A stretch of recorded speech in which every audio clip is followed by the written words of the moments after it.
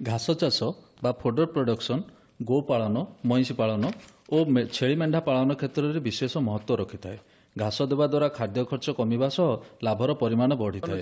ଘାସ ଦ୍ୱାରା ଗୋ ମଇଁଷି ଆଦିଙ୍କୁ ସୁଷମ ଖାଦ୍ୟ ମିଳିବା ସହ ରୋଗ ପ୍ରତିରୋଧକ ଶକ୍ତି ବୃଦ୍ଧି ଓ ଉନ୍ନତମାନର କ୍ଷୀର ତଥା ମାଂସ ଉତ୍ପାଦନ ହୋଇପାରିଥାଏ। ଏହି ପରିପ୍ରେକ୍ଷୀରେ କୃଷି ବିଜ୍ଞାନ କେନ୍ଦ୍ର ଗଞ୍ଜାମ 1 ଭଞ୍ଜନଗର ଦ୍ୱାରା କେତେକ ଘାସ ପ୍ରଜାତି ଉତ୍ପାଦନ କରାଯିବା ସହ ଚାଷୀମାନଙ୍କୁ ପ୍ରଦାନ କରାଯାଉଛି। ଯେପରିକି ତୁତ୍କୋଳି ଫଳ ଗଛ, ଏହା ଛେଳିମାନଙ୍କ ଖାଇବା ପାଇଁ ଅତ୍ୟନ୍ତ ଉପଯୁକ୍ତ। ଡାଳ ପୋତି ଏହି ଗଛ ଉତ୍ପାଦନ କରାଯାଇପାରେ। ଗଛକୁ ଗଛ 4 ମିଟର ବ୍ୟବଧାନ ରଖାଯାଏ। ଅମଳ ପାଖାପାଖି 35ରୁ 40 ଟନ୍ ପର ହେକ୍ଟର ବାର୍ଷିକ ହେଉଥିବା ବେଳେ ପତ୍ରରେ ପୁଷ୍ଟିସାରର ପରିମାଣ 15ରୁ 25%।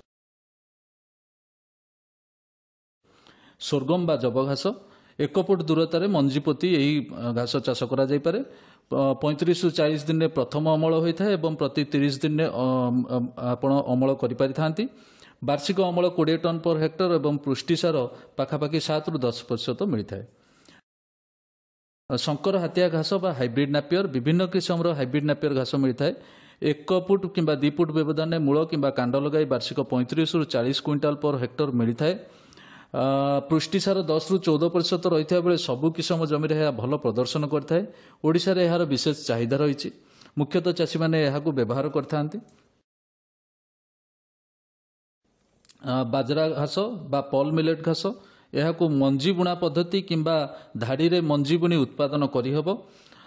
ବାର୍ଷିକ ଅମଳ 20 ଟନ୍ ପର ହେକ୍ଟର ହୋଇଥିବା ବେଳେ ପୁଷ୍ଟିସାରର ପରିମାଣ 7ରୁ 10% ରହିଥାଏ।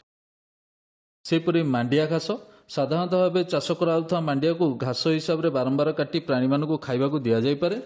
ଅମଳ ବାର୍ଷିକ 50ରୁ 60 କୁଇଣ୍ଟାଲ ପର ହେକ୍ଟର ହୋଇଥିବା ବେଳେ ପୁଷ୍ଟିସାର 10ରୁ 15% ରହିଥାଏ।